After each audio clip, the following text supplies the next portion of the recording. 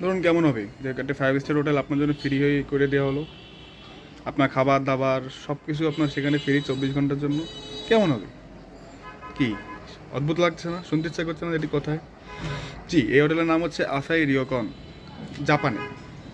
জাপানে এরম একটি হোটেল রয়েছে আসাই রিওকন নামে। সেই হোটেলের রুম নম্বর 8-এ আপনি চাইলে খাওয়া দাওয়া ফ্রি এবং সেখানে ফ্রি থাকতে পারবেন, টোটালি ফ্রি। কিন্তু একটি সত্যটা কি, যে সেখানে আপনার এই রুমটি 24 ঘন্টা ইউটিউবে লাইভ স্ট্রিম করা হয়। যে শুনতে, জি এটাই সঠিক, যে এখানে 24 ঘন্টা লাইভ স্ট্রিমিং হবে। তো আপনি 24 ঘন্টা যা যা করবেন এটা ইউটিউবে মানুষ দেখবে, কোনো প্রাইভেসি থাকবে না। মানে বুঝতে পারছেন, ঘুমাচ্ছেন খাচ্ছেন সব কিছু দেখবে। মানে কি বলবো, মানে ভাবতে অবাক লাগছে না যে সব কিছু মানুষ দেখবে।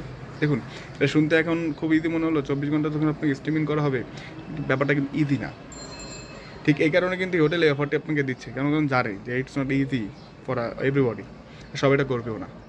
বাট এই ধারণা লাইভ স্ট্রিম আপনার এই যে হোটেলের যে ধারণাটা, যে একটি রুম তারা একটি এই যে সুযোগ টেনেছে, এটা কিন্তু এখন বিশ্বব্যাপী বেশ জনপ্রিয়।